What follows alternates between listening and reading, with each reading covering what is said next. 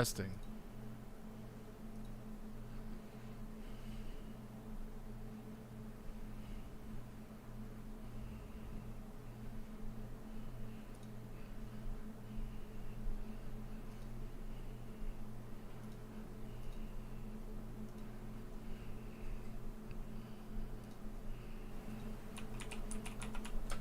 Testing.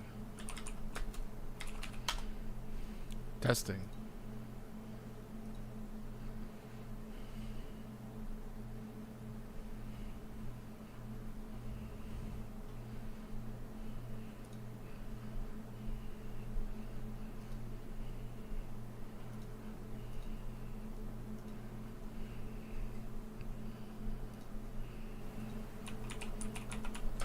Testing. Testing.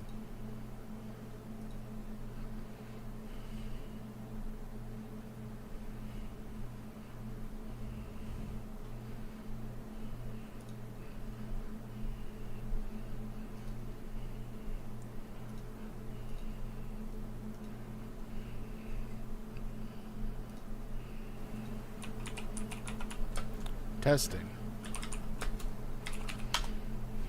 Testing.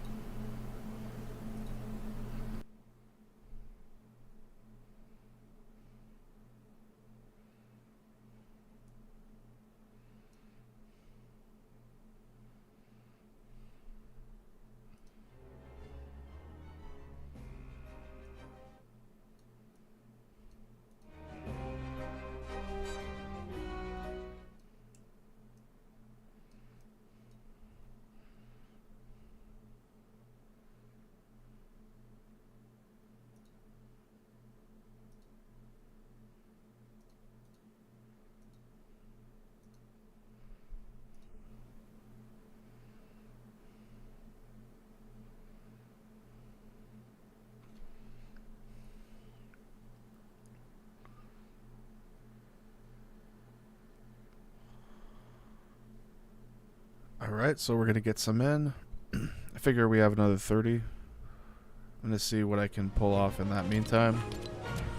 See what we're doing here. Okay, battle pass. There's nothing really new there. No new ground to cover, I should say. Covered almost everything possible. Yep, just these new rewards to work for with the, looks like weekly quests.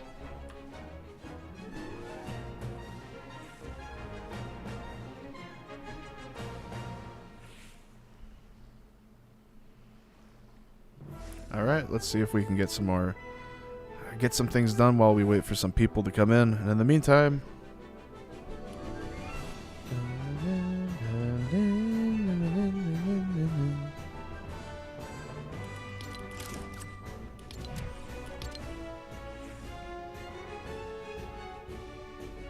alright, so let's see what we're gonna do here.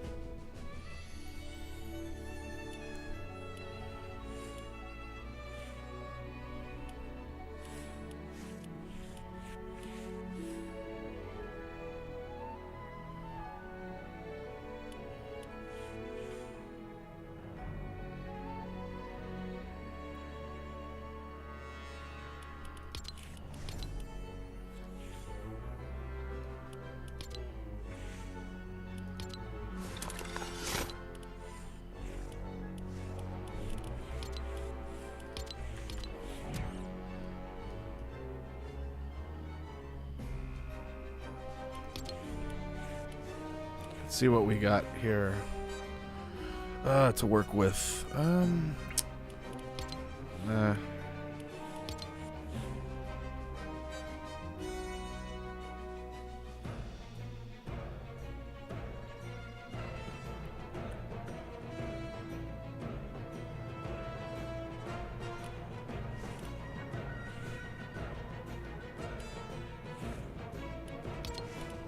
I'll go with Rat Boy.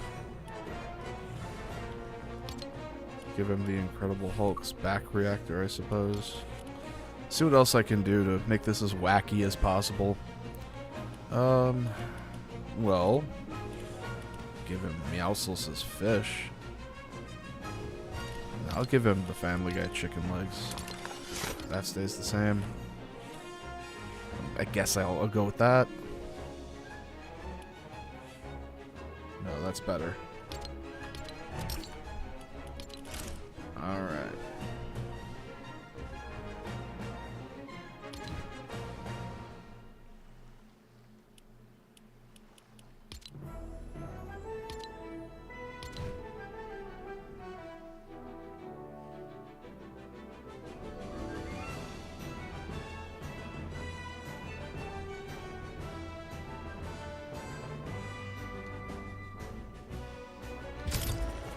Alright, so how's everybody doing today? How's everybody's day going? And how are you all, for anybody here, how are you all enjoying what 2024 has to offer so far? Has it been kind? Has it been unkind? Has it been somewhere in between?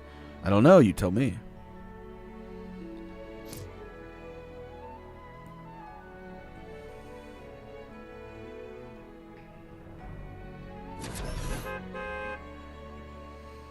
Alright, here we go. Let's see, I haven't played Build in like forever. And I never really got into Build when I started getting into the game, so I guess we're all going to be the first to see how this goes exactly, and if this is going to be a fruitful venture, or if I am ultimately... Oh.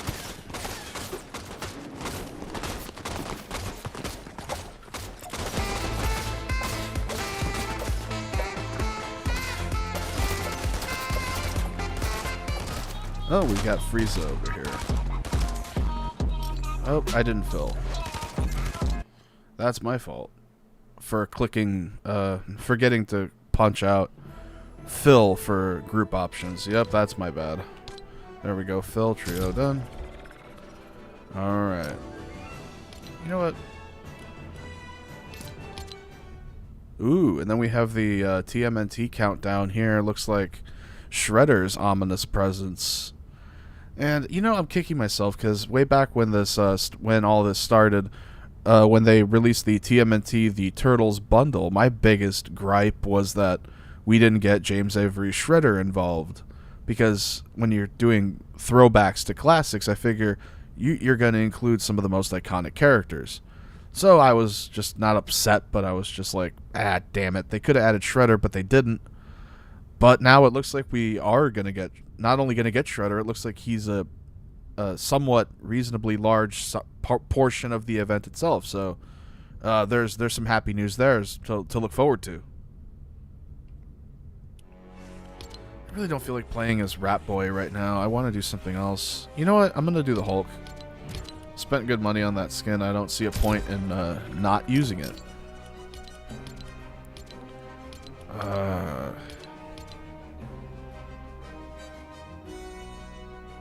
What is the push to talk button? Because I don't want to piss off my team by talking to the stream and then them having to listen to that. Where the hell? Oh, come on. Text-to-speech, something.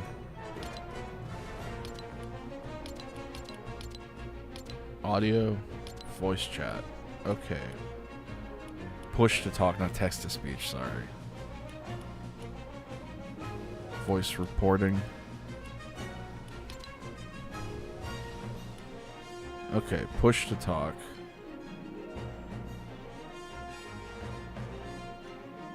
Keyboard and controls. Probably under miscellaneous. Nope. Communication. Okay, T. Alright. That'll work. Push to talk being T will work just fine.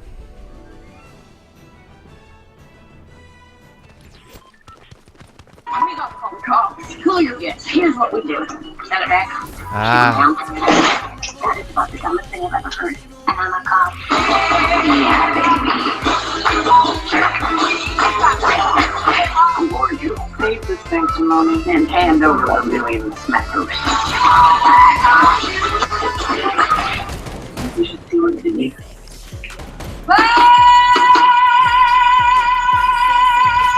Like we don't, sweetheart. What the hell? Yeah. We forgot to tell you.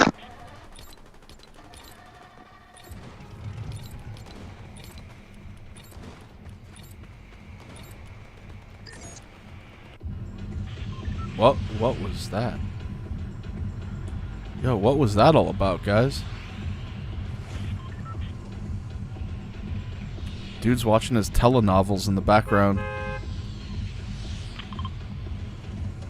Alright, sweet. We're landing at purple. Good shit. Alright, looks like we're gonna land at purple. See how these guys do this round. Still nobody in the chat yet. Come on, guys. Fill it up. Let's get some hype. The more hype, the longer I stay in here. Might even stay in here past times that would be, you know, socially acceptable to most people for a streamer. I'm all about breaking down those barriers and norms, because what's the point in that? That's no fun. There's no fun in streaming if you're going to follow norms and barriers. Well, actually there is by definition, but... Okay, I am freaking terrible with building.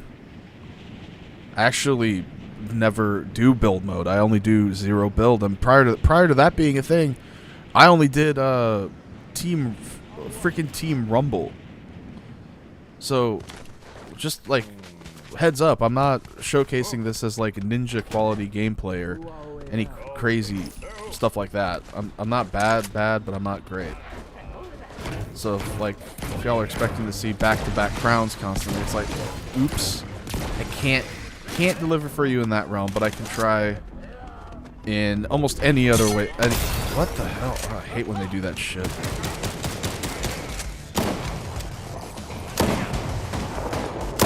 Oh, some shit going down. Probably the bots.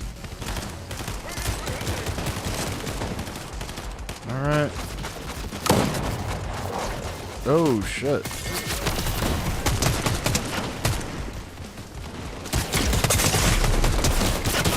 Oh, he got me down. Fuck. I was hoping one of these people was going to stay out here and actually join the fight, but no, they run inside and let you die alone.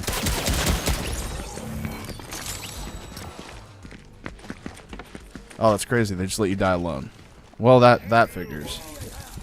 And that, yeah. Nobody is surprised by the outcome of that. It's okay, though. You just pick it up and get back into another one. So let's queue up again. Kind of what happens when you... Well, then again, that also tends to happen when you have a hitbox the size of a average U.S. territory. Wish the shop would actually come out with some new varieties so I could just add on to and restock and not keep using the same thing.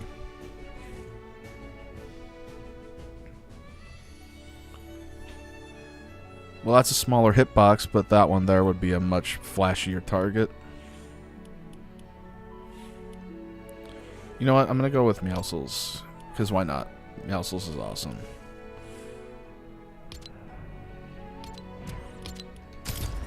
Screw it. I'll give him the frying pan to top it off. I'll make it like it's PUBG.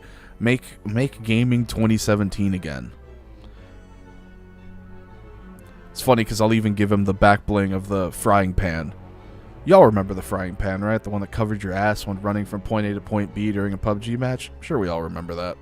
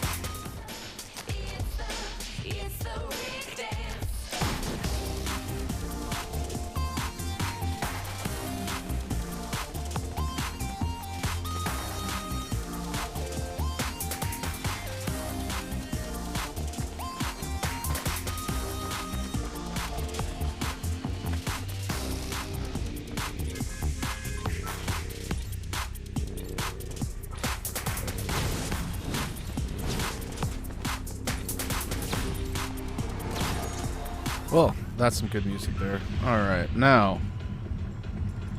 Okay, that's an easy one. Vending machines. That's one I'll always take. Alright, where do you boys want to land? Alright, let's do it.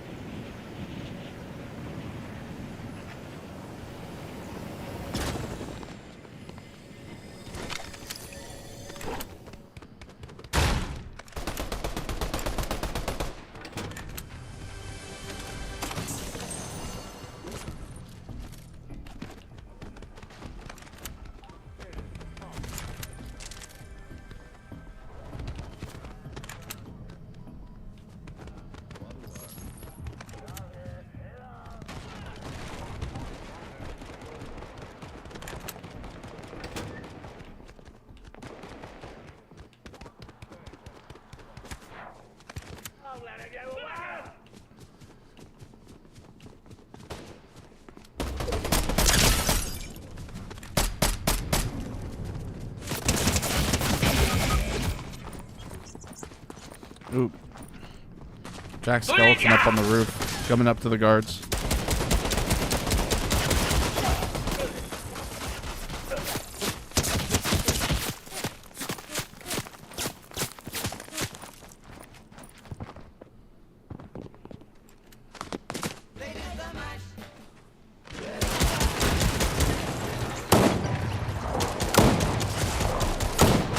Well, that'll happen.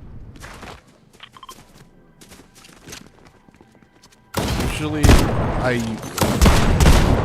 Yep. Alright, let's see how this goes. Okay. That'll also happen. I do not understand why people like landing here right away, first in the match. To each their own. Playstyles are different. Some people like getting right into the thick of it right at the very beginning. I do not like clusterfucks like this. But if it can be pulled off, then well, all the better to them for it. But if it can't be pulled off, picking this as a landing spot is a good way to get flamed if you end up placing low.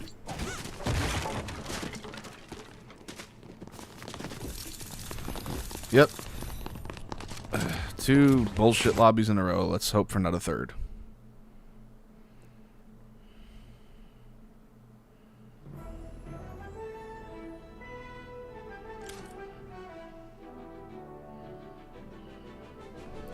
You know what? Trios are usually stupid because it's always... No, they're not usually stupid. They can be pretty good. I do enjoy trios on more than a few occasions, but I've noticed that duos I have better luck because it's usually, I don't know. Factors in this game that are really determinative are communication and picking a good place to start off with, and some of that is ultimately RNG based because you don't know where other people are going to land. Well, you do get an indication of that, but it's usually right before it's too late. And secondly, well, yeah, first it's communication, indication of where you're going to land and start off the match, and then third, it's cohesiveness, like your playstyles being somewhat compatible with you and your squad mates. But this is true in almost any game. Hey, what's going on? Cooking, live streaming. Okay, season's over, guys. We found Peely. He's right here.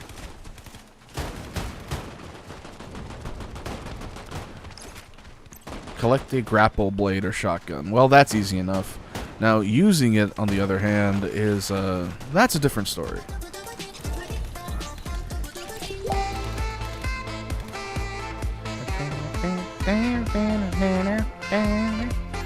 I haven't opened up a drive, or not drive, but I haven't opened up a staff drive to add moderators yet. When I do, you're one of the first people to ever ask, so you will be one of the first to be considered. I still need to get that done, by the way.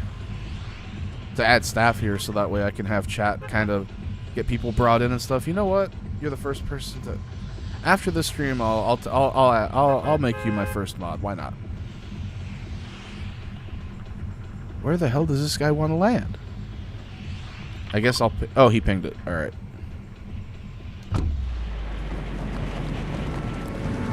Yeah, cooking, I'll make you mod right after this, and then just make sure people, like, I'm not big on censorship or debates, but just make sure, like, you know, I am big on TOS, though. That's important to me. You know, making sure people don't say, well, stuff that's too outlandish or that would be construed as, you know, hate speech, that type of thing. Or threatening people, stuff like that.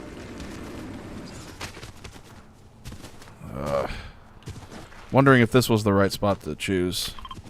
This fucking terrain is awful. Alright. This is a mess. Nobody talking. Alright, he got a car. Cool. So I guess we're somewhat safe. Let's just go to a location to get a good weapon, and then we can take it on from there.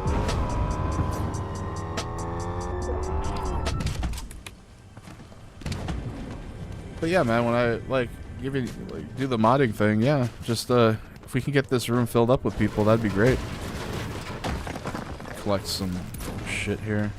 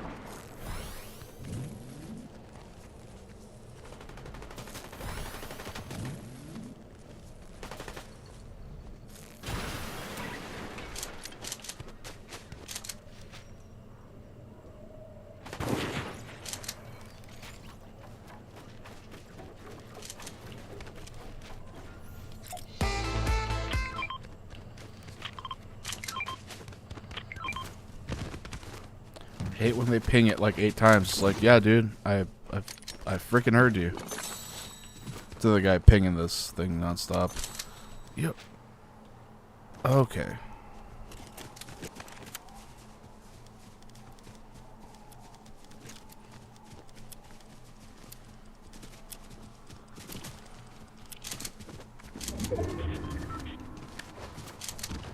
Wait, did he pick up the...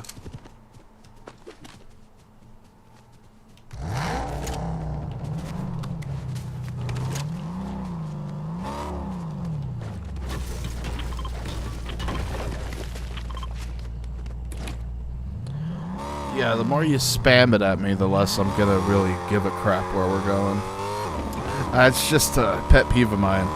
Pinging things once is actually very useful, especially if it's an enemy or a resource. If you ping something one time, it gives everybody the indication that, oh, you know, I gotta go pick that up or I gotta go check that out.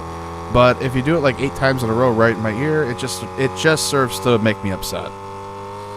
Because it's like you're saying the same thing into my ear over and over again. It's like, yeah, dude, I get it. I'm not blind. Alright, here we go.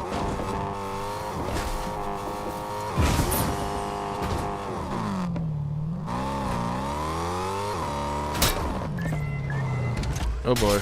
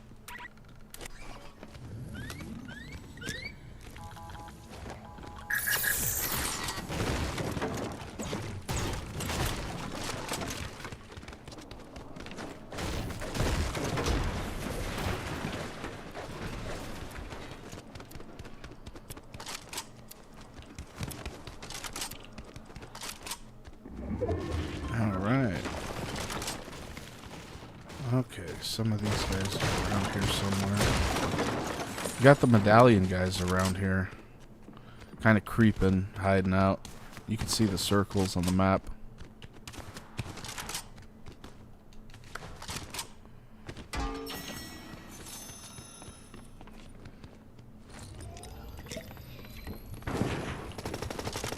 Oh boy.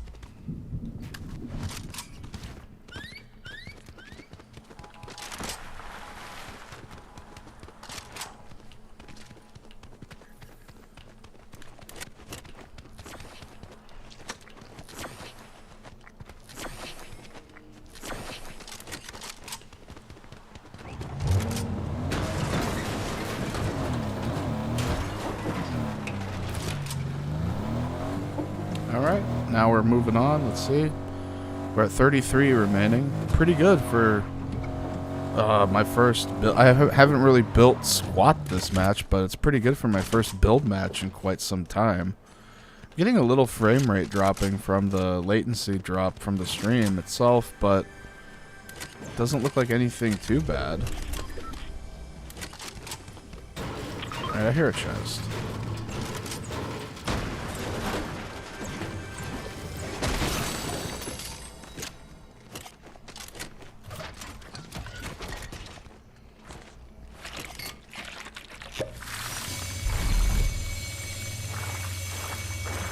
Alright, there we go, the champagne spray, and then we'll carry on. Alright, that takes care of all that. Alright, now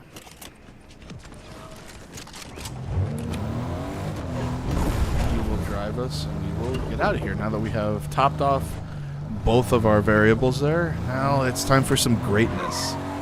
At least I hope so.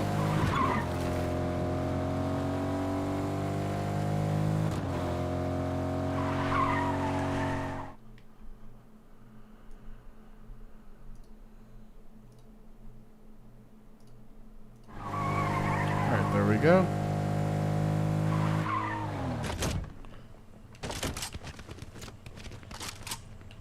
Alright. Second medkit. I guess he's gonna gas it up. Somebody's already been here.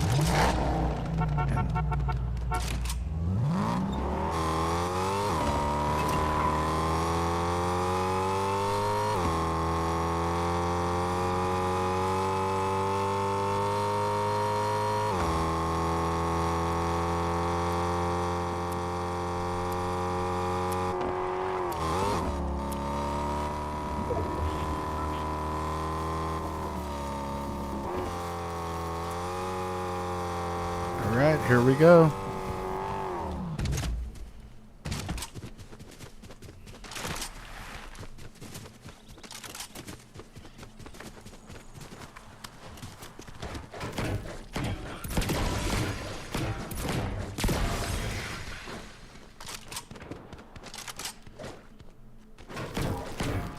Just get rid of all these. It's free metal and then the other teams can't use them, so there's no sense in keeping them around.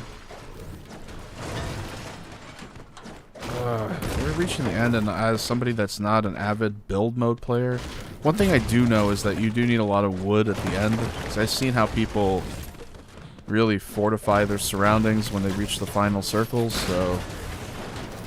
Now, is there a chance I'll get domed with a sniper and choke before I even get a chance to use these? Absolutely. But we're not there yet.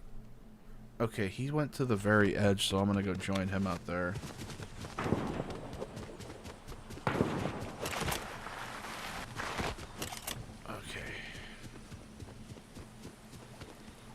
Alright. Okay, that's expiring. So then I'll just come over here. Get rid of these.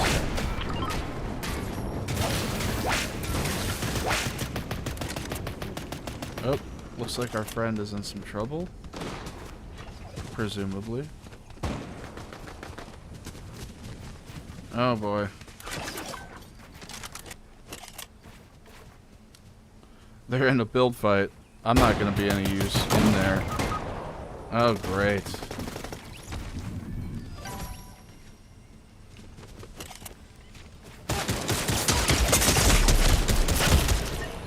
Yeah, once they start building, I don't have much I can do to help.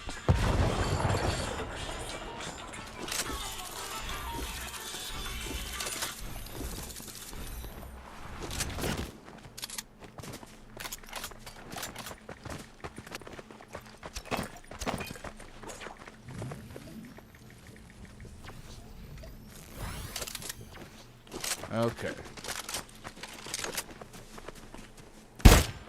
Well, 9th place for my first build mode game in a long time is not really anything that I would sneeze at personally, but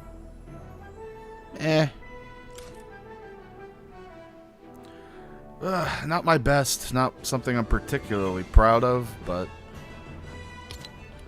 what are you gonna do?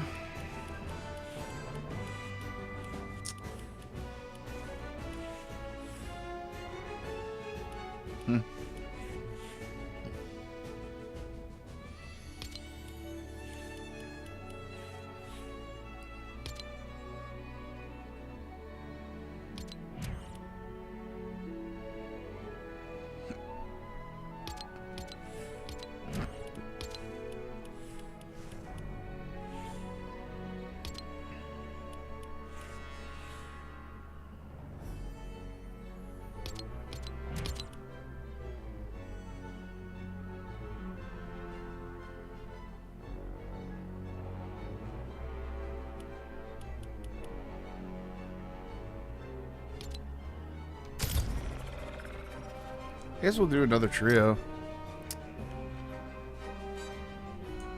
You know what, let me mod him now that I'm out of the game, like I had said I would.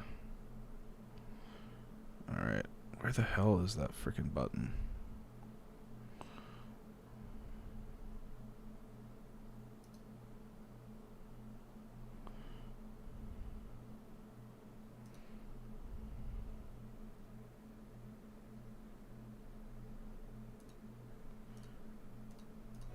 Alright, Cooking, you have been made my first moderator. Congratulations. Just the basics. If somebody comes in, starts using, you know, not safe for work language, and I don't mean cursing, I mean like actual slurs or hateful rhetoric, just put them in timeout. And if they are just here to cause trouble or to talk shit, it's just an automatic ban. I don't have a tolerance for dealing with immature adults. Striker AR. Okay, I guess that's something I'm gonna have to go for this round. Hey guys, where do y'all want to land for this match?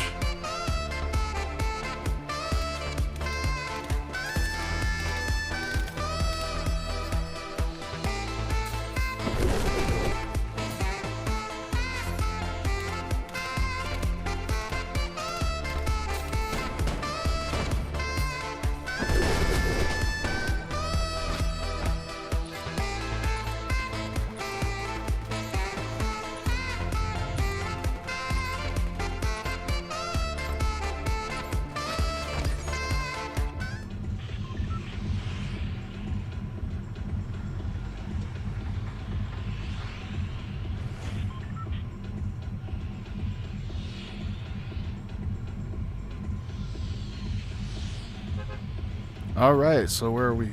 Let's see. Hey guys, where do you want to land?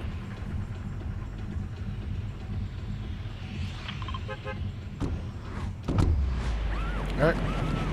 I guess we'll land over here at purple and we'll take it from there.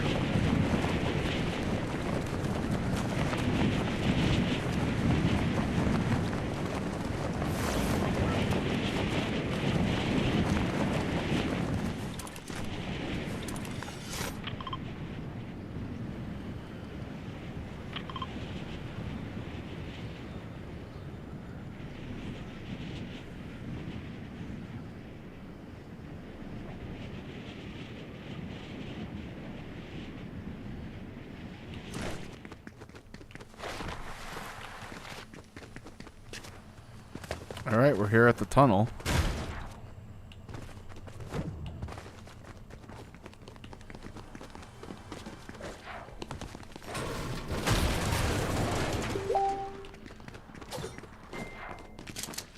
Okay, this is the TMNT turtle lair. I know this because this is where the quest has you looking for pizza boxes. Neat.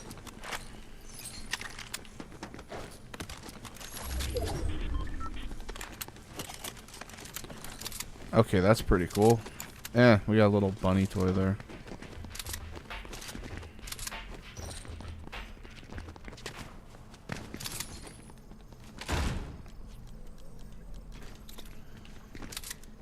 Okay, got a nemesis here. Now let's see what else we can come up with around here. Okay, going up there. Where are we going? Fuckers.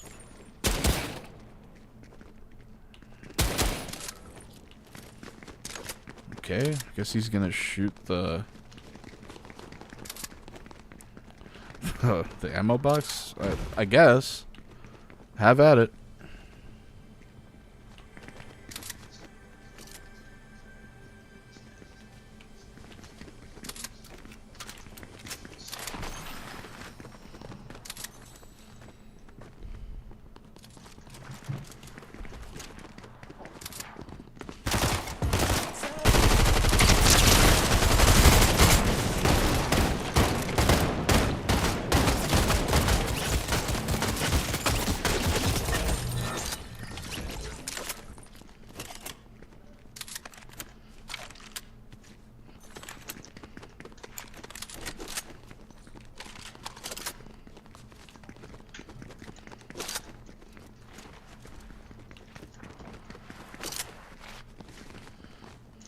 Alright. Whoa. That was not one of my best moments, but boy, that kind of caught me off guard. Alright, so let's see where we're going now.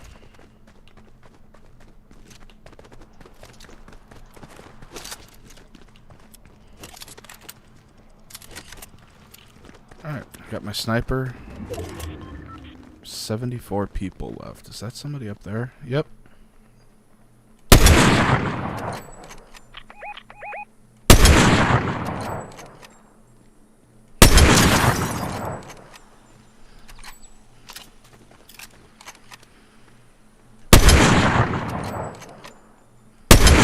Goes right here, high. There you go. Oh, all the way to the top. Yeah, right there, right there. I got him. Crawling. There you go. Fucking chicken. Yeah, that guy was something else.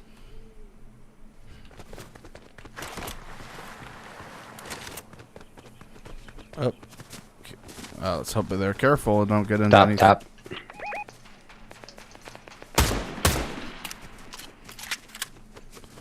Oh. You want to be careful out here and don't shoot unless you're, like, semi-sure.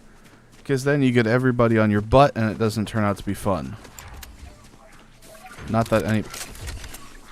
Hey, do any of y'all have heavy ammo you can drop? And dire need.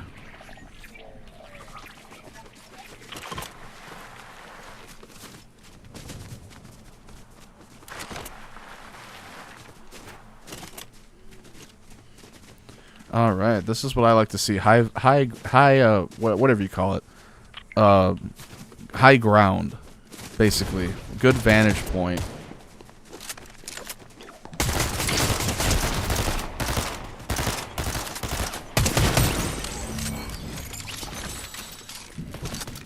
Nice. But we're not done yet. Get out of the way, dude. Thank you.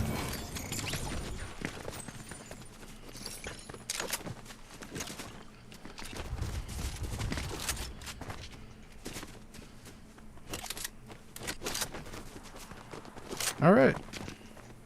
Whatever that is. Ranger pistol. Not that interested in that.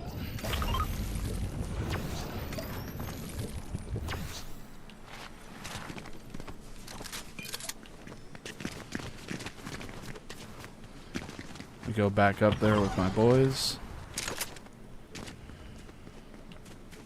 I just gotta check it, see what's going on.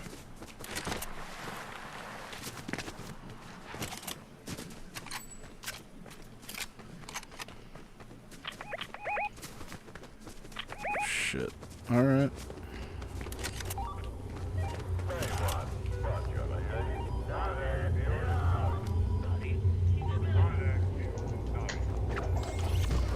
See what's going on over there.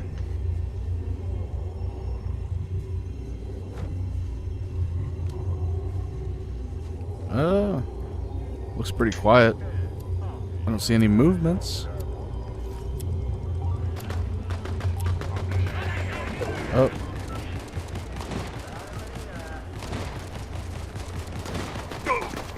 Oh, that's just these guys.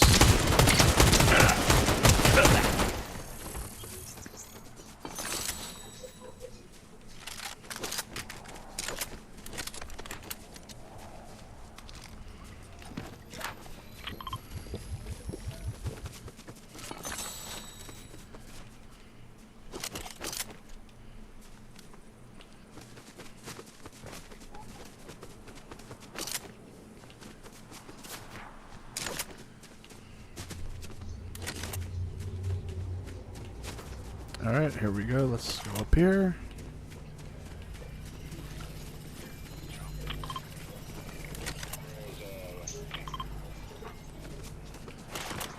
Alright, yeah, we can circle this way.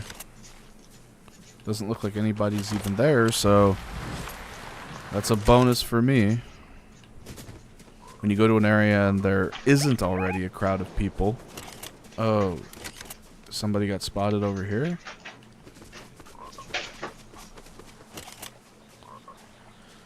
Yes. Oh, crap.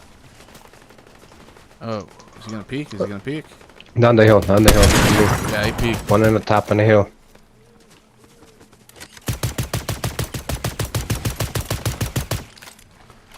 Saw all of them. Alright, that takes care of those guys.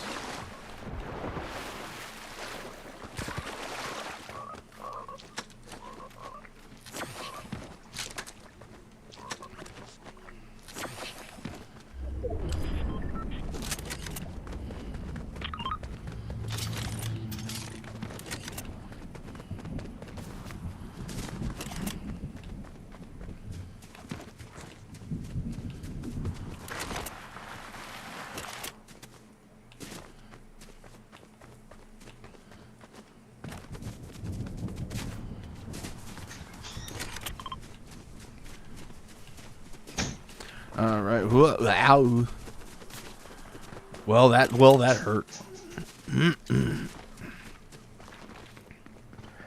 Yeah, it looked like somebody had been here.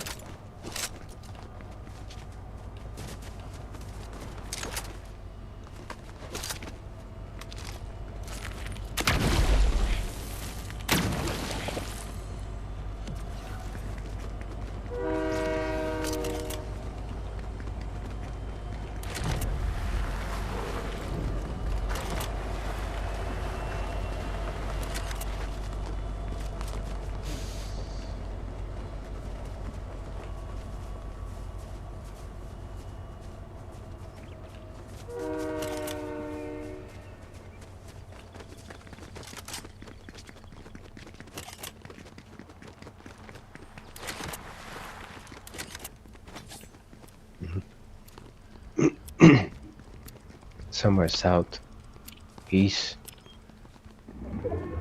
Yeah, southeast.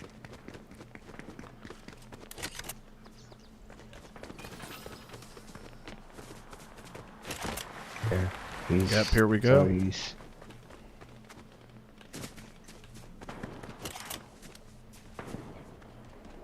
Right in the field. Right in front of us, 85.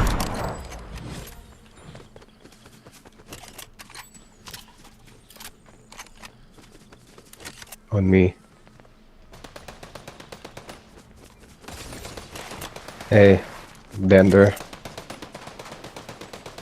Nice. One more inside of this,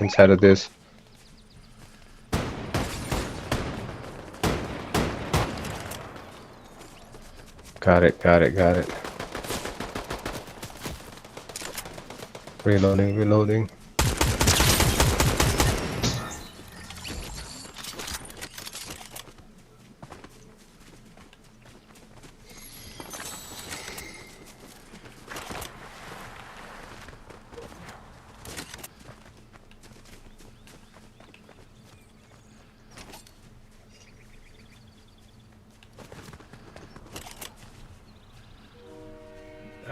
Hands falling asleep. But yeah, we're doing pretty good.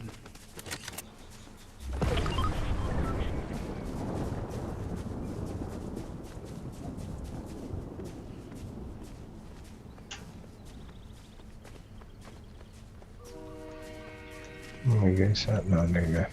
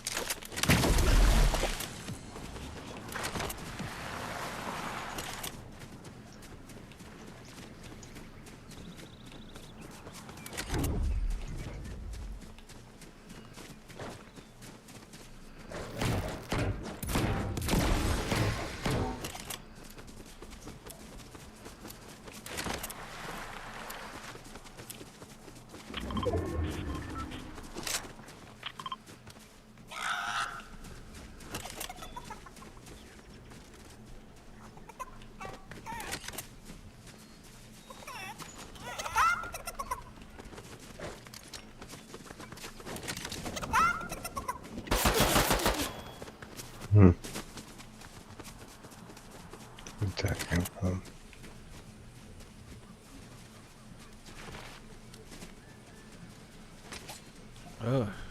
Ooh.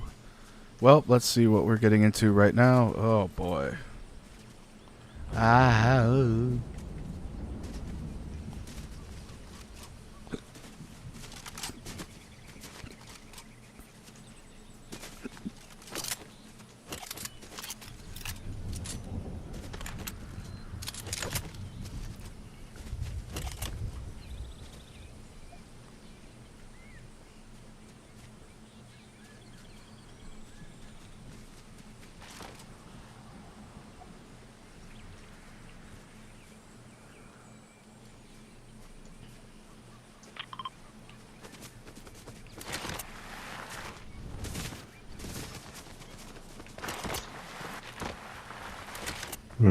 Northwest.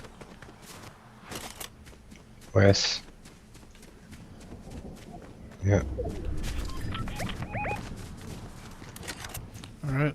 Let's see what we're getting into here. All the way this town. Oh boy, look at that.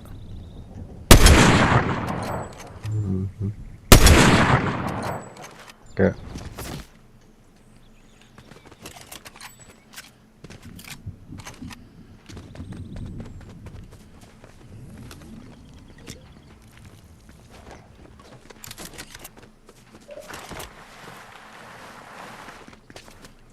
Boy, that's a lot of people. Let's see if we can take care of that. Cull them down a bit. Right there. Shooting each other. Ah, Okay, damn it. like you said, shooting each other.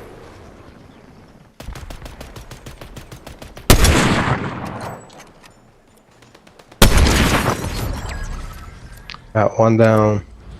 One more alive. No, there's probably one more. 102. I knocked one. There's one crawling around there.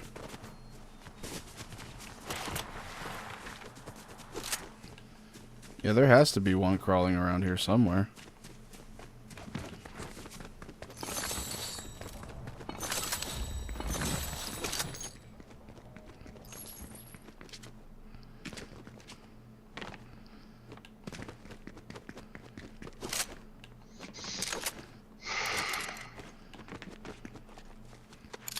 Yo.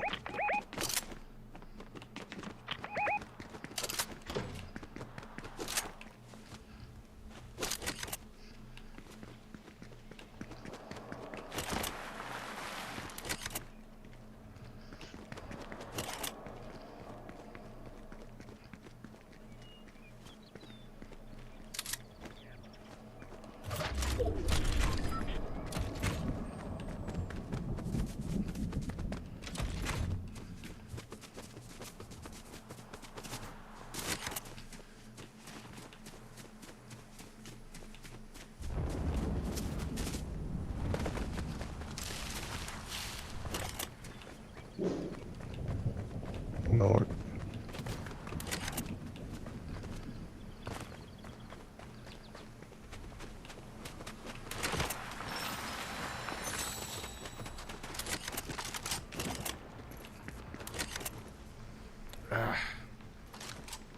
Damn.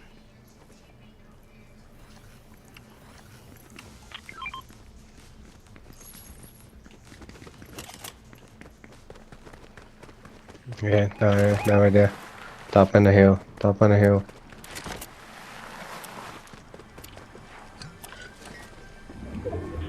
Oh no, don't shoot him yet. We're like down below.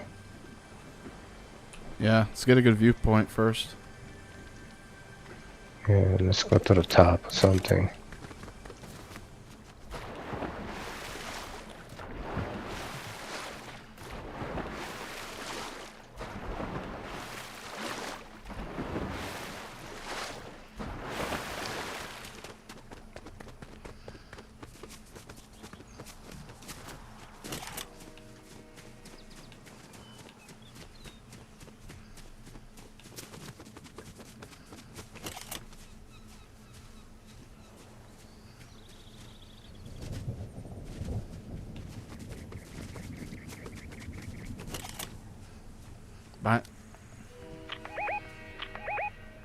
Behind that rock. Alright. Oh yeah, down below by the river.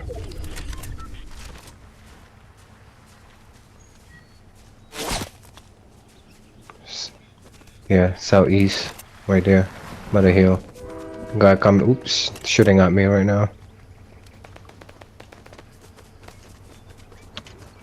Hey, just sniper. Sniper by the rock.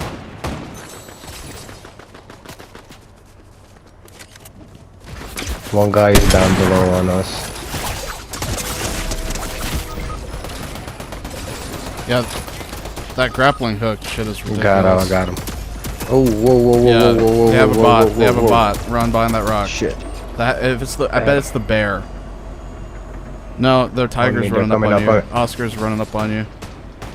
Got one down, I got one down, got one Cat, more down guy. Run behind you. Run Oh, coming up the hill. Oh! Yeah, and then the bot was behind him too.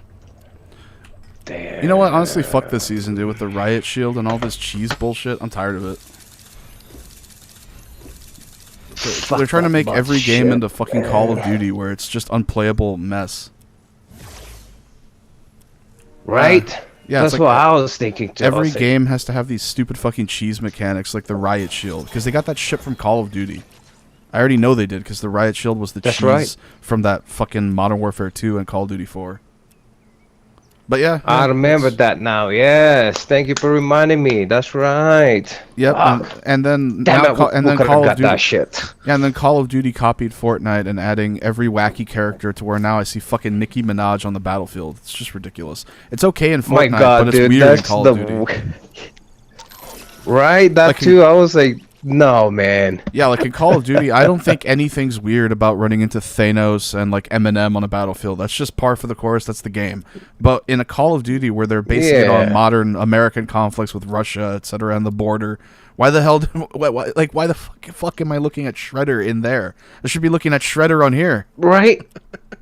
Yeah, this is more different because this is more like fun game. But when you start Call of Duty, man, just leave it in combat mode, man. Yeah, exactly. on. Leave it at like bare Yeah. bones military arms conflict. By the way, to everybody that's in here, like good shit. I just streamed that match.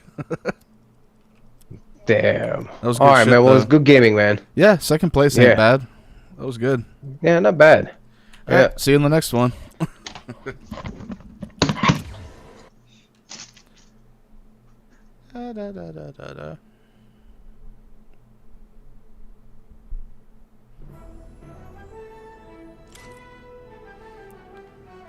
Okay, I think that's enough of the pirate guy for right now.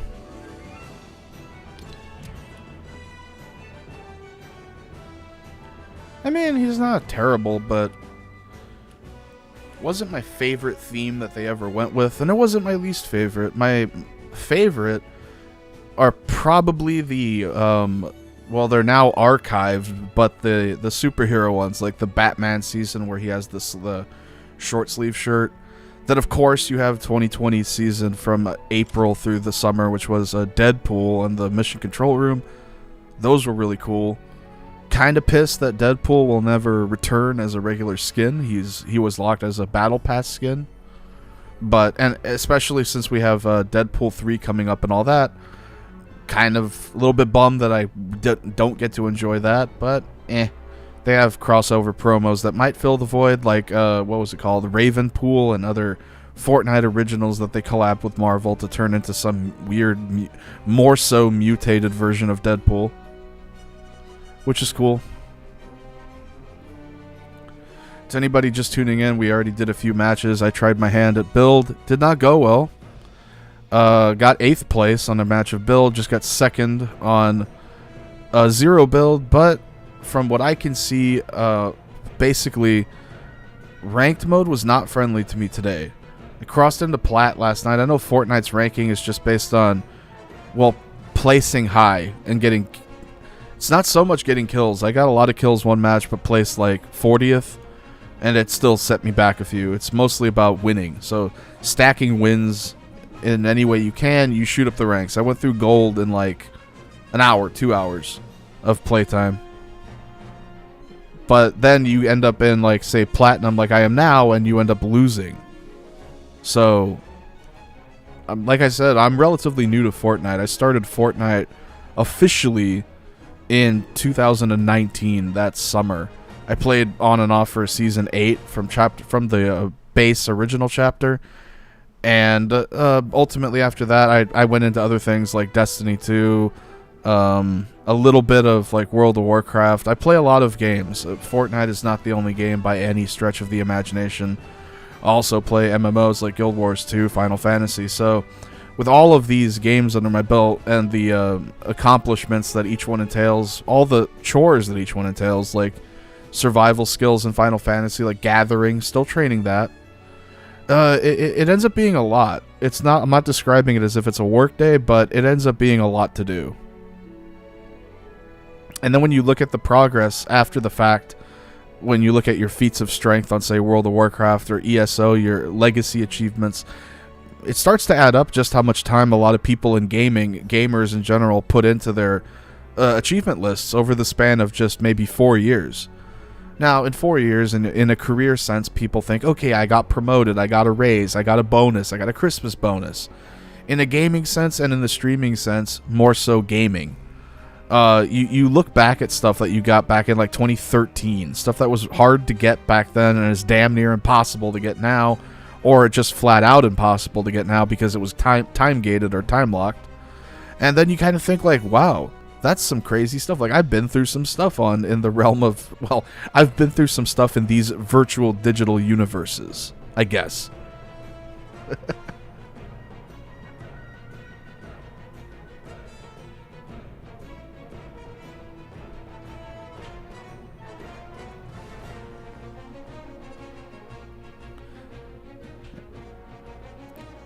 So what's up, and a welcome to everybody that might just be tuning in. We had a few people in here earlier having some good times, just watching some gameplay, sharing some laughs, enjoying the simpler and most easily obtainable things in life, some human company, and some just sharing a few jokes, some laughs, and some good times, good vibes. No negativity in here. The real world is hard and negative enough already. Now, when I do political segments, negativity is plenty allowed because there is not much to be optimistic in the current U.S. political sphere. But I digress, and we're focusing on happy times in gaming today. Speaking of, let me see who I want to continue with next. I still haven't gotten a win with Scarlet Witch. She's like my cursed skin. I hate to say that, I really do, but she's like one of the few skins that I have not gotten a victory royale with yet, and I don't know what it is. I don't know if the glowing makes her an easier target for people hard scoping me, or if it's just luck. I mean, it has to be luck. If I can get a victory royale with, where is he? With this guy, then there's no reason that I shouldn't be able to get one with Scarlet Witch, whose body size is a fraction of his, and whose head hitbox is an even smaller fraction. So with that being said, yeah, I don't know what's up with that, or how it's even possible. Like, how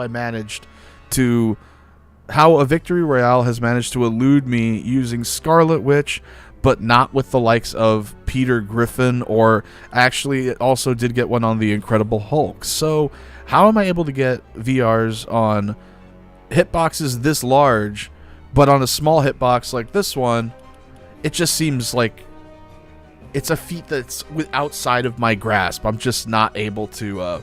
Oh, hey, Spicy Penguino. Welcome back. I'm glad you joined us again. Here, since you were one of the OGs... give me a second. You're one of our OGs in here, so enjoy your new moderator permissions. There you go. You two are my first ones. Alright.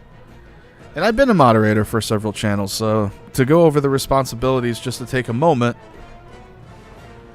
Oh, how are the games? Well, they have been quite good. Like, I can't say bad, because if I say bad and then somebody sees you placed second, then I just come off as an elitist prick. But if I say they went great and somebody else sees you came in third, they're going to be like, wow, aren't you just ultra proud of yourself for that? So I kind of keep it in the middle. It's like, they're good. Second place is good. It's good XP and things like that. And I'm playing unranked, so it's just fun. Walking around, watching all the different skins. Seeing what kind of crazy shenanigans people get into. Speaking of crazy shenanigans, this is the best skin for crazy shenanigans. This freaking cat. How many of y'all have seen Meowscles before? They used him in the ad for this season for Peter becoming like mega buff.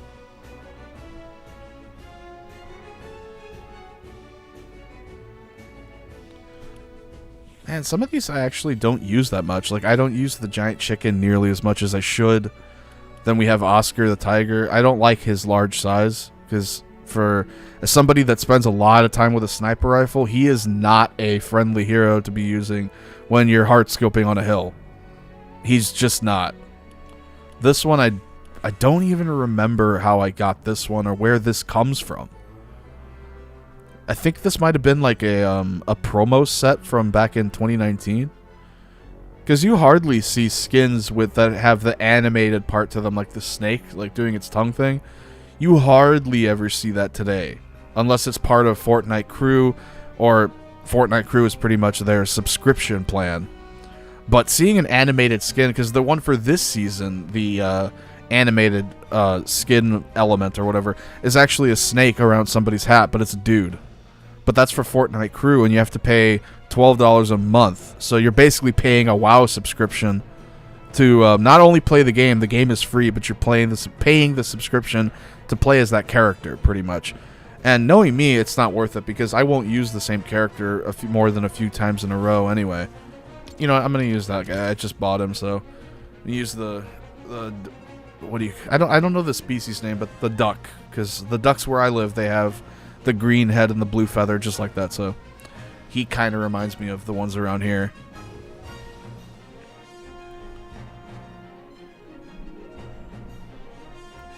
Hey, Spicy, how's your day going, man? I got off work and decided to do a couple hours, or maybe it depends on how I feel. Like right now I'm feeling good, but decided to do a test stream. I'm at an hour and 8 minutes so far, and it's going. I need to know, like, from everybody watching right now, I think there's 2 of you. How is the feedback? How is the quality of the webcam and of the game capture? Because I need to know if I need to make some adjustments. There were some things that went wrong on the first one, where I had to fix the bitrate, I had to fix the output, like I had to readjust everything for it to work properly. But I just want everybody's kind of input on how does it look and sound in terms of its general smoothness and fidelity and graphics quality, because that's something I try to emphasize on in gameplay streams is like, shit, I can pump out the best graphics, I better do it where it counts when I'm trying to get viewers.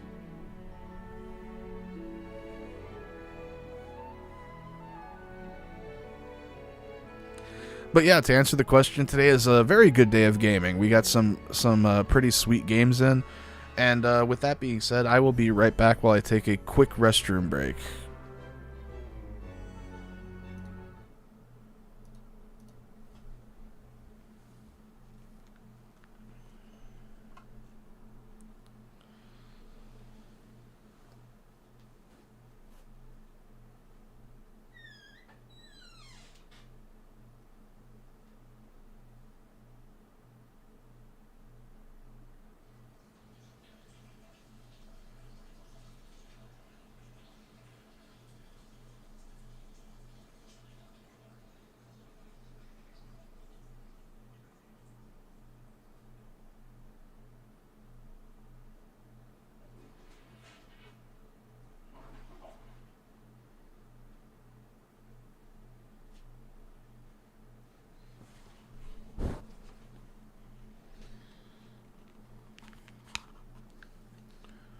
Alright, I am back. And right now, I was thinking, you know, we could stay on Fortnite. We could very well do that. That's something I'm totally fine with doing. I play it a lot now. I play other games too. There's other options we could pursue. Or we could have a laugh at some of the dumbest people on the planet showcased in the show To Catch a Predator. What do you all think is a better idea? While I not wrap up, but while I continue my test stream. I'll leave that up to you all. Do y'all think it's more fun to watch some Fortnite, or do you want to laugh at some people ruining their lives trying to exploit kids on the internet and getting caught by a TV crew? It's up to y'all.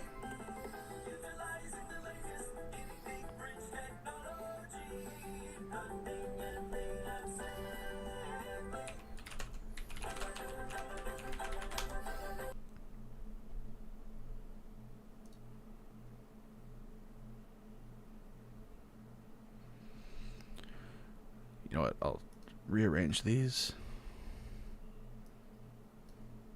Face cam can go on top. And TCAP video can go at the bottom. Let's see if that's him coming in. Okay. Perfect.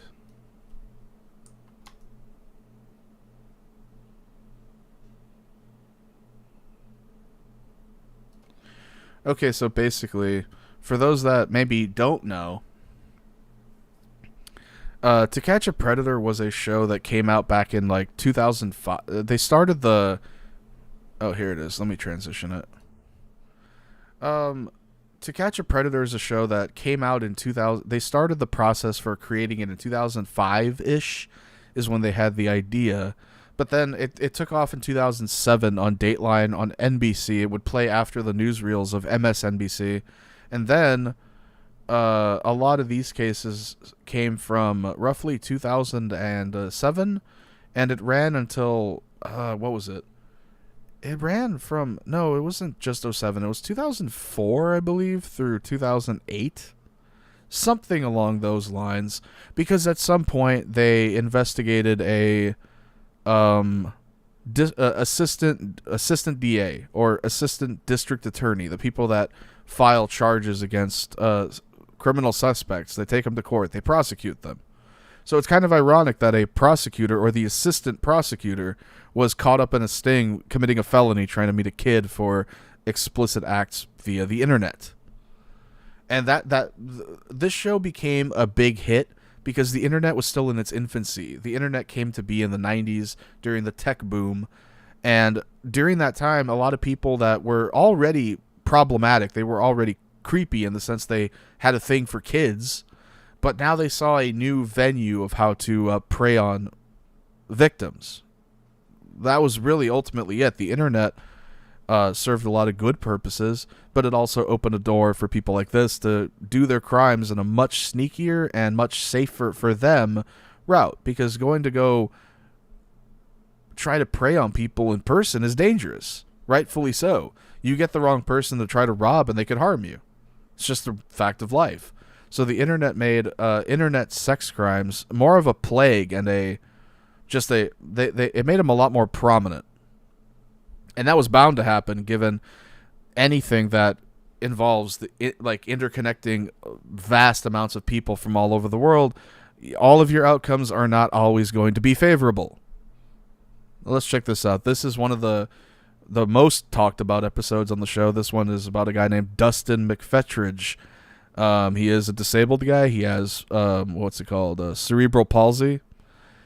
And his MO for the show was he showed up and he brought an electric razor because the decoy allegedly, supposedly, whatever, told him in the conversation that this is a kid he thinks he's talking to, just for context, said that they wanted him to shave them down there. I don't need to get into the, specifics and context of this.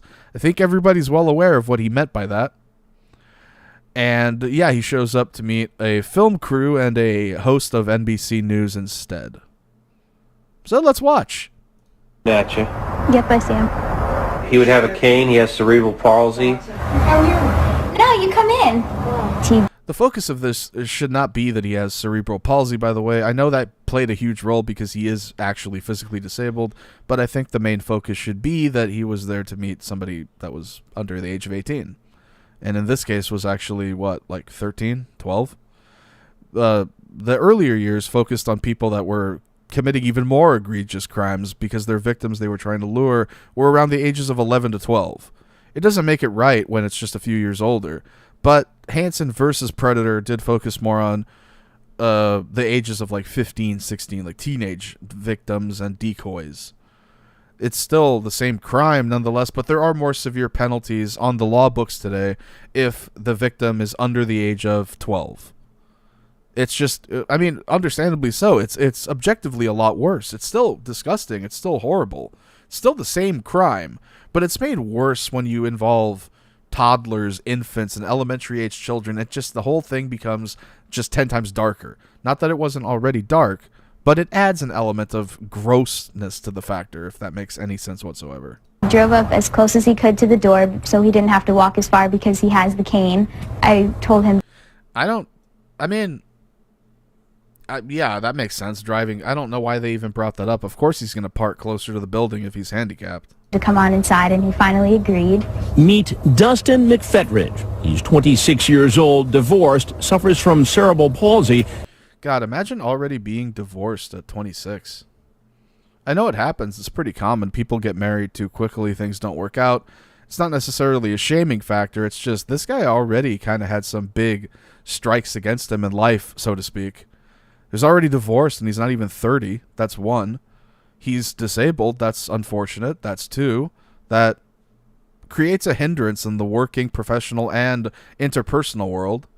And then three, he's now a convicted felon, child predator, who ultimately now can't even use the Walmart app to order his groceries. I know this because he, a while back, he actually did a thing where he complained to the law enforcement, to the judge that made the decision on his ban from General Technology. He was upset by that decision, so he appealed it, saying that it's impossible for him to buy printer ink for home use and work, or to find a job without the internet.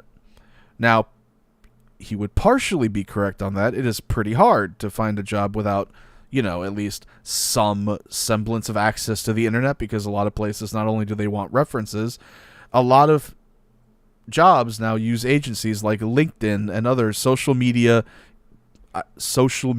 platforms, even though they are tied to professional use. A lot of them want something along those lines too. So it's really hard in 2024 to escape the inevitable grasp of technological requirements being associated with your workplace.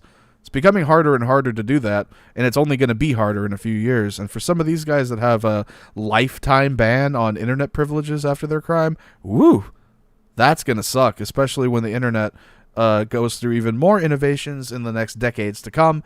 Well, it sucks to suck. I guess they shouldn't have been messing around with kids on the internet, huh? That's my take.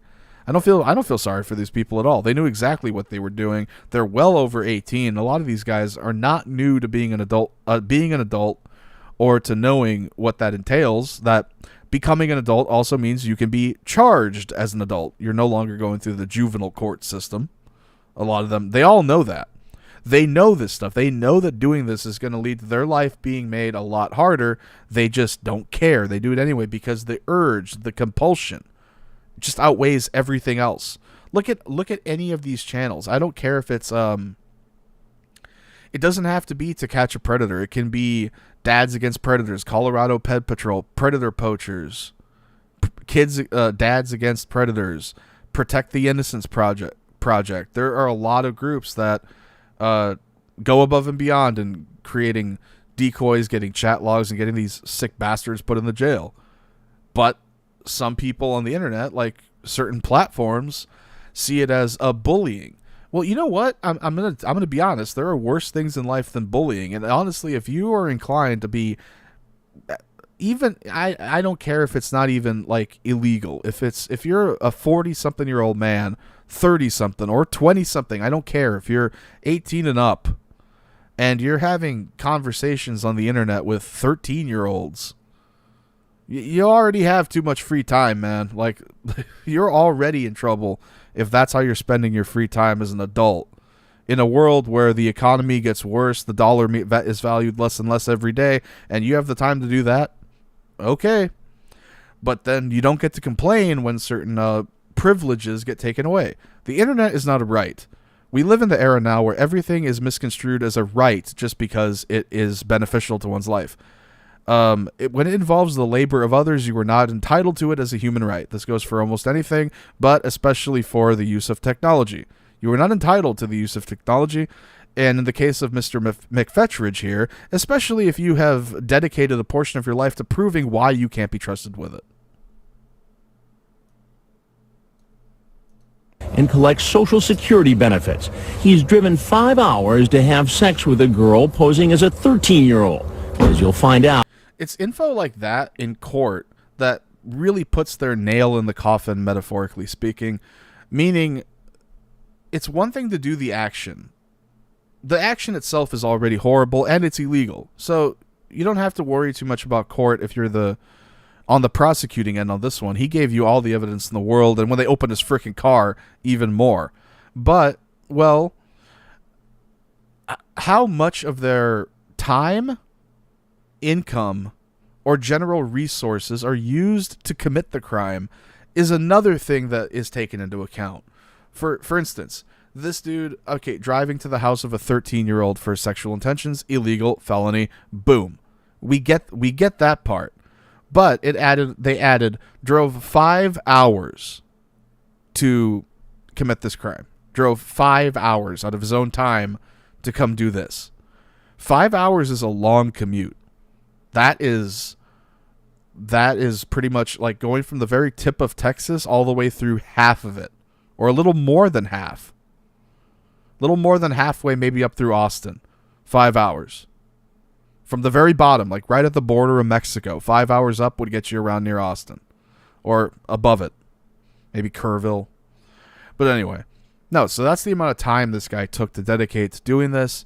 And right there, that tells me, well, why do I care if he has to go to Walmart to buy his toner instead of ordering it online? Like, oh my God, the government won't let me order my printer ink online because I committed a sex crime in 2007. This guy. Well, then don't commit sex crimes. It's not that hard. The one thing that frustrates me the most is when people say stuff like, well, that sex offender registry really put a damper on things. It really made life harder. Or, like me having that outburst at work really didn't go well, or it really made people not like me.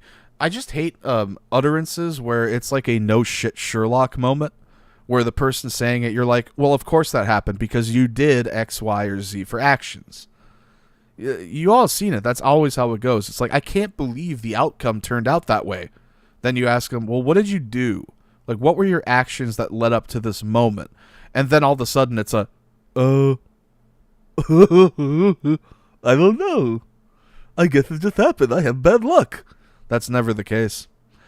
In the case of Mr. McFetridge here, like I said, he can no longer use apps, can't go on the internet. Imagine that. Imagine being convicted of a crime in 2007, and back in 2021, you still can't go on the internet, even though the internet in its entirety ultimately developed during that absence. This isn't his first time chatting inappropriately with a minor. Our decoy Casey starts to feel sorry for him as she watches him struggle to get out of the car. But then she remembers what he'd been saying online. When you listen to him talking, he really is no different. He still is wanting to have sex with a little girl.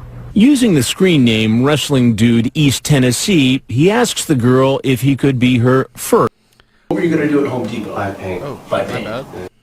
That's him coming at you. Straight. Wrestling Dude is this guy's chosen moniker for the internet. Wrestling Dude.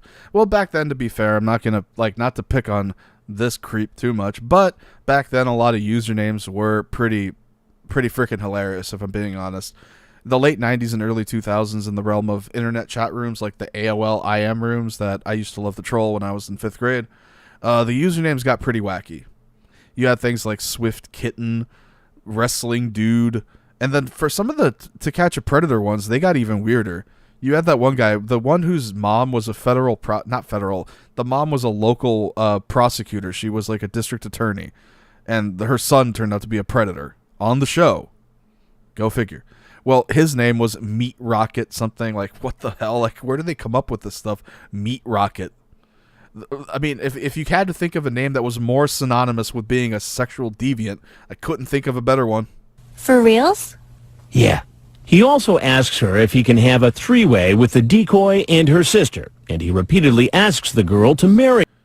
You know, honestly, I think another creator already mentioned this when they did a react to TCAP. I'll do an actual react video to it on a different date. This is obviously a stream, but what really blows my mind, not blows it necessarily, but what upsets me even more is a mixture of the crime itself, where they're, Marry him. When they make Oh, I can press. Oh, I didn't know I could press it from in there.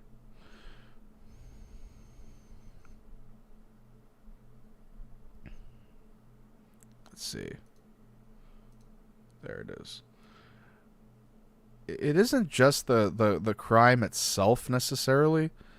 It's also the whole when they add that element of wanting to marry the decoy or marry who they think is a 13-year-old, then it becomes infinitely worse to me, because to me that says not only are they okay with scarring this person for life, they actually have the inclination to have lust that severe for a kid.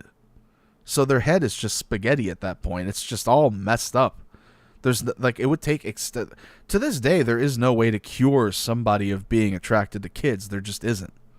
You can only hope they don't offend, and when they do offend, you can incarcerate them and keep them locked up for as long as, constitutionally allowed before it becomes cruel and unusual.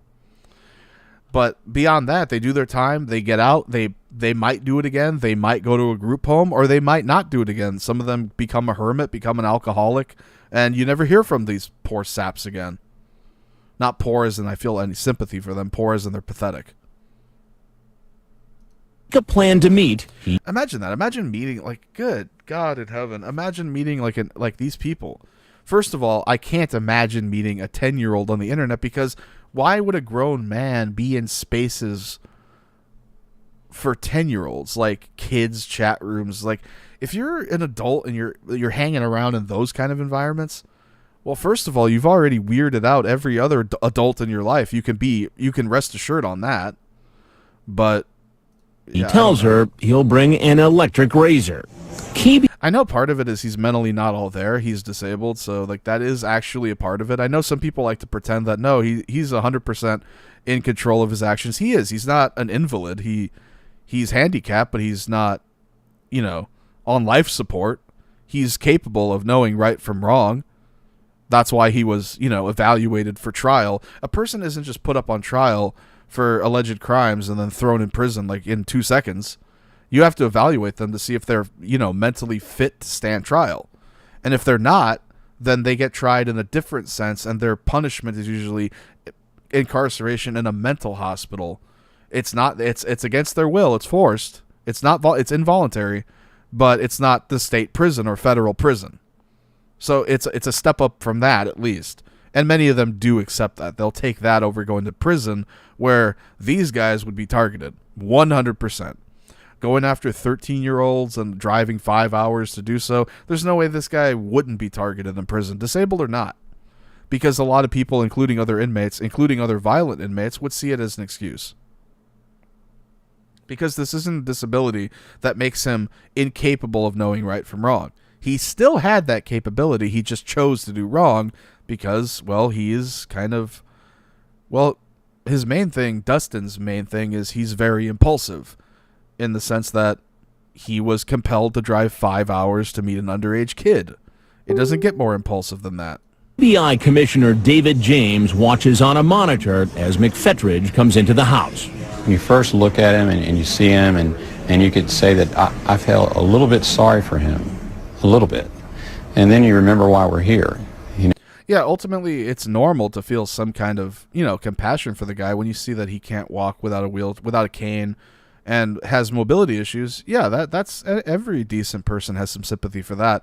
But like he said there in his finishing statement, it doesn't excuse what just happened, and most importantly, it doesn't make any of it go away or makes any of the penalty any softer. Court isn't going to go easy on him because he's disabled. If anything, if you try to use that as an excuse for this kind of behavior, it might actually go worse for the defendant because, well, like I said twice already, the action is one thing, but then doing other things like trying to cover it up, make excuses for it, or, tampering with the witnesses, etc., all of those things can make the situation infinitely worse. Whether he has cerebral palsy or not, he still was there to molest a child. That's pretty cool. Yeah, that's ultimately, that guy said it the best way possible. At the end of the day, it's not about is he disabled, is he able-bodied, is he of sound mind. Well, he has to be of sound mind if they're going to take him to criminal court under normal pretenses. He was of sound mind because he faced trial in criminal court, was convicted of a felony, and was sentenced to prison and supervised release, which he's currently still... He keeps... I don't know if... I'm pretty sure it's him, but don't quote me on it. I think he's the one that keeps violating. There's several of these guys from the show, from the original show, that they did their time, they got caught, they did their time, and then they violate, meaning violate the orders of their probation or parole, and then they end up in the system again. Sometimes they go back to prison right away, then they get out, they get a second chance at being supervised upon release. All right. There's no excuse for molesting a child. I don't care what it is. So what's up? Nothing. Nothing? No. Did you bring the razors? Yeah. So what did you want to do with them?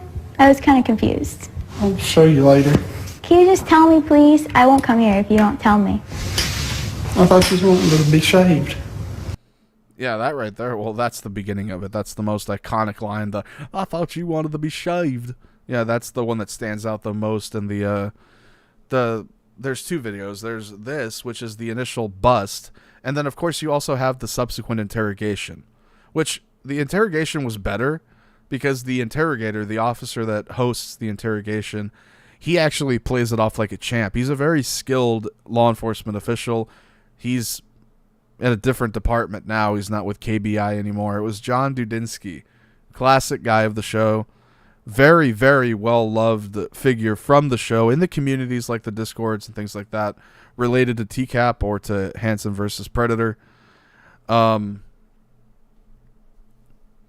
Yeah, during the actual confession, where it's the interview, where the Kentucky Bureau of Investigation picks this clown up, takes him back to their headquarters and asks him questions, and he actually spills the beans on himself. He unironically tattles on himself. They have him in there to ask him questions about the meeting he just attended where he talked to the decoy and to Chris Hansen. That's what they're questioning about. But no, he actually goes off talking about how he has what he thinks are of-age photos on a CD at home, how he has similar videos on a computer. So that makes their eyes light up where they're like, oh shit, this guy's probably got a treasure chest of incriminating evidence at home. So then they do end up getting the warrant to search his home. They find God knows how many images, let's just say explicit images, illegal explicit images on his computer. They take that away. That adds to his sentence, by the way. Every charge that comes from what they found at his home was tacked on to his original sentence for using a computer to entice a minor and trying to meet a minor for, like, I forgot the charge's exact name, but it's something like attempting to meet a minor for sexual intent or something like that. But yeah, the dirty images and the illegal crap he had on his computer is ultimately the reason they threw the book at him, didn't show him much sympathy in sentencing, and he spent a few years in prison and is still to this day not allowed to use the internet. So to some degree, the law enforcement, I think in many instances and in many jurisdictions, could be a hell of a lot harder on these perverts. But in some cases, they do throw the book at them when it's just so egregious that not doing so would warrant more public scrutiny. Down there. Is that what you wanted to do? Yeah, that's what you wanted to. Oh, okay. I'm kind of nervous. I'd rather, talk about it first so I kind of know. You know what I mean? What do you want to talk about, sweetie? Well, tell me what you're going to do so I'm, kind of... The craziest thing to me about this, and pretty much all of the other ones, including this one's lumped in, is that while he's sitting there in that seat, while he's talking to her, those are the last 45 seconds of his life as he knew it at the time. His entire freaking life was about to be ultimately destroyed in the next less than a minute later. And he had no idea. That's the crazy part. And do I feel bad for him? Hell no. He knew what he was doing. He knew this is illegal. He knew it has jail as a potential consequence, one of them. But a lot of it comes down to people like him are led to believe they could do whatever they want. And that actually, I hate, this is a rocky road. I don't like going on it. But it starts in special education and school. Is it the kid's fault necessarily? No. Kids operate on boundaries. And when they're presented with boundaries, they often like to test those boundaries. Ask any parent, they will confirm that. So if you give them enough boundaries, kids will test them and see what they can and what they can't get away with. The biggest problem happens in the special needs classes because that boundary is often not set by the special ed teacher and is not respected when it's applied to the other classroom teachers. I know that made no sense, so let me clarify. For instance, in the special ed room, a student that's severe, I'm talking severe, not mild, not dyslexia or ADHD, or even, no, I'm talking where there's actual disabilities involved. In some cases, when they're in their own element in their classroom, which in some cases it's its own unit. Usually they call it life skills. When they're in there, boundaries are a little different. Certain behaviors that are allowed in the life skills room are not allowed, say, in Math 8. Like what you can get away with a talking to in life skills would probably get you kicked out of mainstream classes. That's why the life skills unit exists, because they have to have a certain tolerance and know-how for certain behaviors of certain specific populations. It's a part of their job description, and it's federally funded, so they better get it right. And so if the rule sets are a little bit different and they're not held to the same standards as the other students, well, some in that crowd think that's a license to, I could do whatever I want. Does everybody in the special needs crowd think that? Of course not. That would be egregious. That would be outlandish to say. But there are some, like any group, you always have some who think, okay, I could take perfectly good advantage of this. I've seen it myself. I've seen other teachers deal with it. It happens all the time. Now, is this something you could fix way before adulthood? Oh, of course. You could fix it in junior high. You could fix it in high school. You could fix it in elementary. The main thing is to let the student know, or let the individual know, because they will be an adult in not that long, that their actions have consequences. And how bad the action is determines how bad the consequence is. For example, stealing a pack of gum from 7-Eleven is not a good thing to do. I would encourage my kids against that. Is it as bad as capital murder? No. There are degrees of actions and degrees of consequences. Making sure children know both of those before they go into adulthood is doing them a very good service in a rapidly deteriorating world. Prepared. It's just easier to explain it as we go along before I do it. Well, like, what would you do first? I don't know. I'd like to hold you And then what? and kiss you. That's why I was asking you to come over here. Main thing about these guys is they are the most awkward people that you will ever view in the context of watching them even on a screen.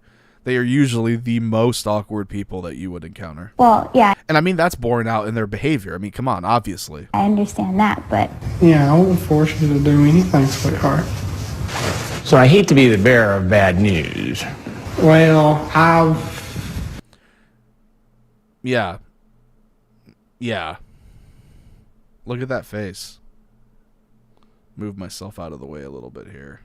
I wasn't going to do nothing. Good God. Okay, where's my face cam? There it is. I'll move myself up here so you can see Dustin. It's a rain. Oops. That's him coming at you. Down there. is that what you wanted to do? There we go. I didn't bring nothing with me. I didn't do nothing bad. It's always the same thing. It's always, I didn't, and it's not just with these guys. It's with any kind of criminal case. It's always, I didn't do it. I didn't do anything. I didn't do nothing. They're making it up about me. That's a bogus charge. They just wanted to add more time. You see, all these excuses are exactly the same, and there's an old saying in law enforcement is go to any county jail, any state prison, or any penitentiary. Everybody in there will tell you that they're innocent. That's not exactly how it goes. It's something like jails and prisons are the most unfair institutions on the planet. According to all the residents, everybody inside is innocent. And I would never force nobody to do anything against their will, sir.